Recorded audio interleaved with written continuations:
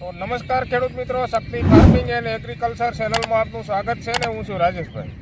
તો ખેડૂત મિત્રો, આજે સવારનો સમય છે અને 15 તારીખ છે, 15 માર્ચ, અને અમે જીરું બધું જ ભેગું કરી વાળ્યું છે. ઢગલો 4 નંબર પહેલાં કર્યું હતું, એ વિડીયોમાં બતાવ્યું હતું.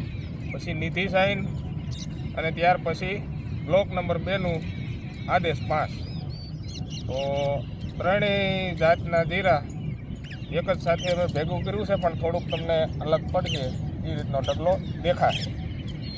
તો મિત્રો, આ જીરું કઈ રીતનું કેટલો ઢગલો થયો છે એ તમને વિડીયોમાં વિગતવાર બતાવશું, તો વિડીયોમાં બન્યા રહેજો.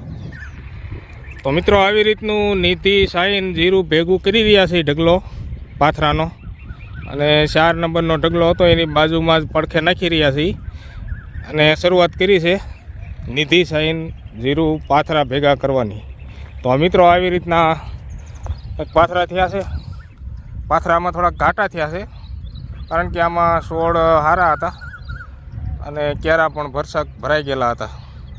તો મિત્રો, આવી રીતનું નિધિ સાઈન પાથરા થયા છે ને અમે ભેગું કરી રહ્યા છીએ.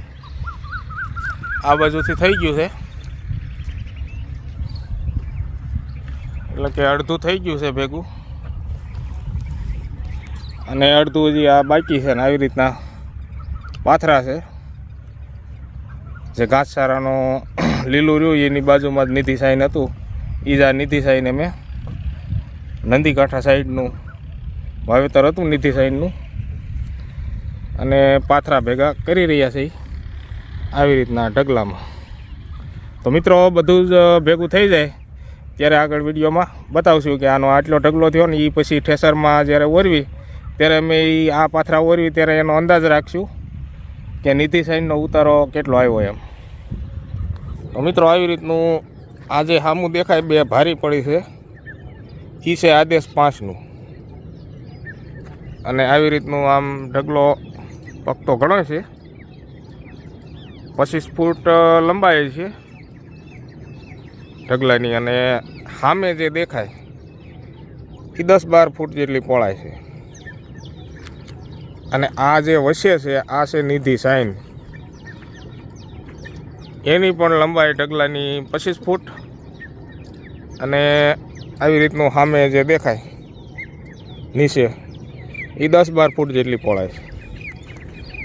અને હવે આ જે ઢગલો છે આ છે પનારા 4 નંબરનો, જે સૌથી પહેલાં ઉગી ગયું હતું અને સૌથી પહેલાં પાક્યું હતું. અને એનો આપણે ઢગલો કર્યો હતો અને એનો વિડીયો પણ બનાવ્યો હતો. એ પણ જીરું અહીંયા ભેગું કરેલું હજી પડ્યું છે. હવે આપણે આજુબાજુમાં જઈ અને આખો ઢગલાનું તમને સીન બતાવશું.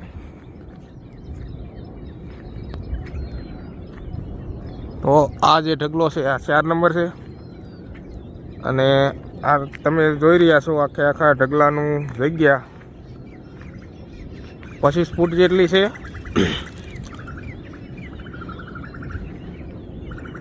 અને નિધિ સાઈન અને 5 નંબર તમે જોયું એ ઢગલાની પહોળાઈ મેં તમને બતાવી કે 10-12 ફૂટ જેવી, અને આ છે લંબાઈ આવી રીતની 25 ફૂટ જેટલી. તો મિત્રો, આ બતાવવાનું કારણ એટલું કે આવી રીતના છોડ અને પાથરાનો જથ્થો આવી રીતનો ભેગો થયો છે. હવે આ ઠેસરમાં કાઢવી અને કેવો ઉતારો આવે એ આપણે વિડીયોમાં જાણવાનું છે. તો મિત્રો, આ પણ 4 નંબરનો જ પહેલો ઢગલો છે, અને એની બાજુમાં છે નિધિ સાઈન આવી રીતનો. અને સૂર્યનારાયણ ઉગી અને કિરણ સારા એવા વરસાવી રહ્યા છે, જેનાથી તમને આ ઢગલામાં થોડુંક ક્લિયરિટીમાં કલર ફેર લાગશે. અને આ જે છે એ છે આદેશ 5નો ઢગલો,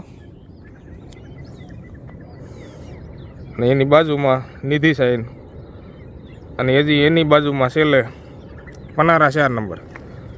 તો મિત્રો, તમને પનારા 4 નંબરનો ઢગલો મોટો લાગતો હોય છે, તો મિત્રો પનારા શહેર મારે 6 કિલોનું વાવેતર અને 3 વીઘામાં વાવેતર હતું. વીઘે 2 કિલો બિયારણ મેં નાખ્યું હતું. અને આ જે સાઈન છે, સાઈનનું 4 કિલોનું વાવેતર હતું અને 2 વીઘામાં વાવેતર હતું. અને આદેશ 5 છે, એ પણ 4 કિલોનું વાવેતર હતું અને 2 વીઘાની અંદર વાવેતર હતું. તો મિત્રો આવી રીતનો કંઈક જીરાનો છોડવાનો પાથરાનો ઢગલો આવી રીતનો થયો છે. અને હવે તમે જોઈ રહ્યા છો કે મેં હમણાં જેમ કહ્યું કે ઢગલાની લંબાઈ છે 25 ફૂટ જેટલી, આવી રીતની. અને પહેલાં પહોળાઈ બતાવી ઢગલાની, તો એ 10-12 ફૂટ જેટલી છે. અને 4 નંબરનો ઢગલો જોયો, એ છે 15 ફૂટ જેટલી પહોળાઈ છે, 15 થી 20 જેટલી, અને 25 ફૂટ જેટલી લંબાઈ છે 4 નંબરની, 4 નંબર જીરાના ઢગલાની. તો મિત્રો આવી રીતનું છે.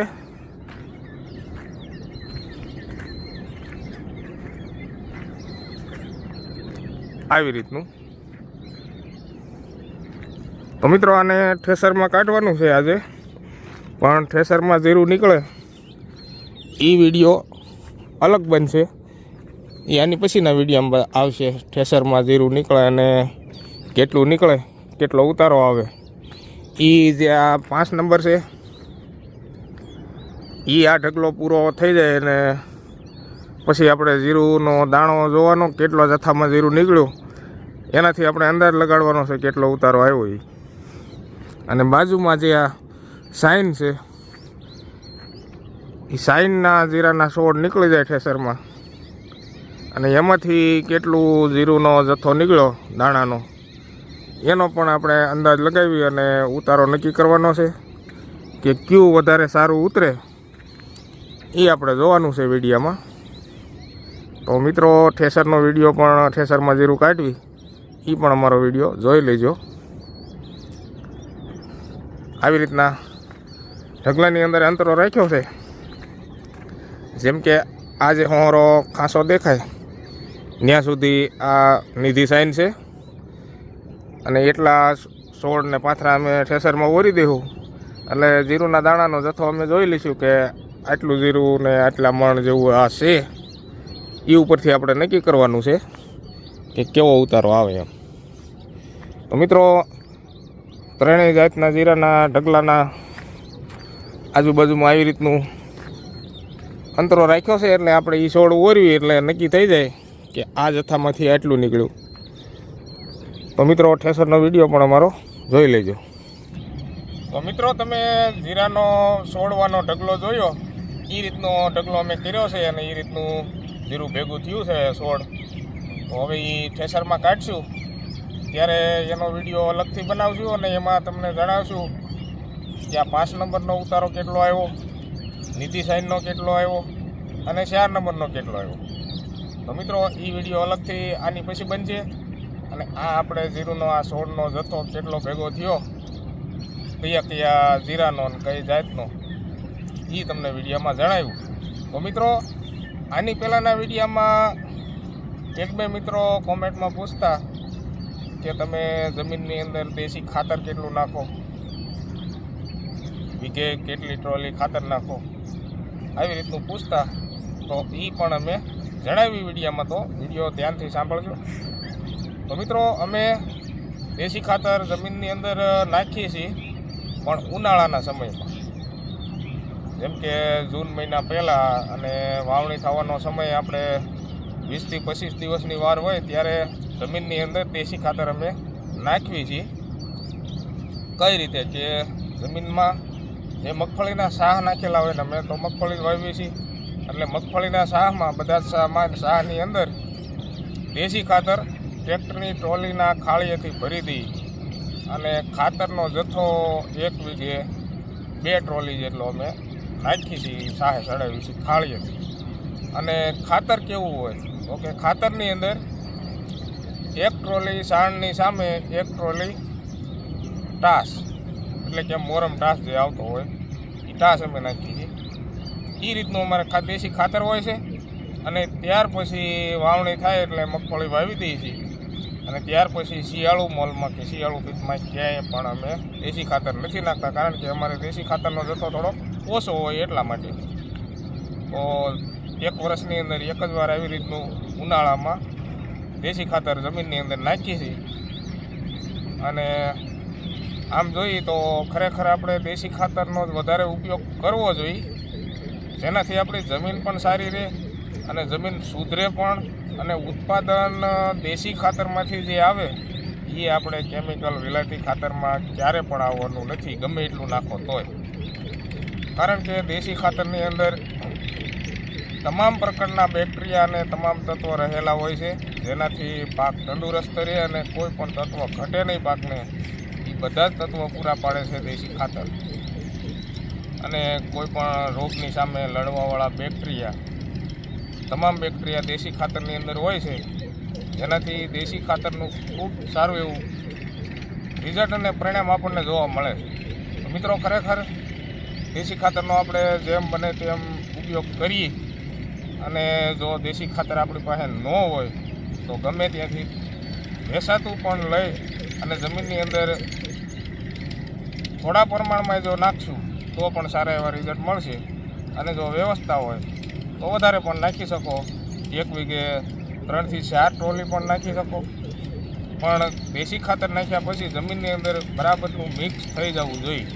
જેમ કે રોટાવેટર નાખીને અને છાશની અંદર ભર્યું હોય તો શાહની અંદર 2 વખત શાહના જે દાંતા આવે છે એ આંકીને પણ મિક્સ કરી નાખવાનું, જેનાથી છોડને સંપૂર્ણ દેશી ખાતરમાં ઊભું રહેવાથી છોડના મૂળ પણ દાઝતા હોય છે અને છોડ અમુક સુકાતા હોય છે જ્યારે વરસાદની તાણ હોય ત્યારે.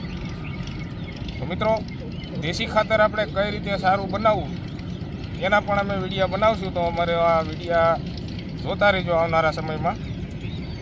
અને ચેનલને સબસ્ક્રાઈબ કરી લેજો, જેનાથી અમારા બધા જ વિડીયા તમને જોવા મળે. તો મિત્રો, હવે આપણે વિડીયો પૂરો કરીશું તે પહેલાં બધા જ મિત્રોને જય શ્રી રામ, જય જવાન, જય કિસાન.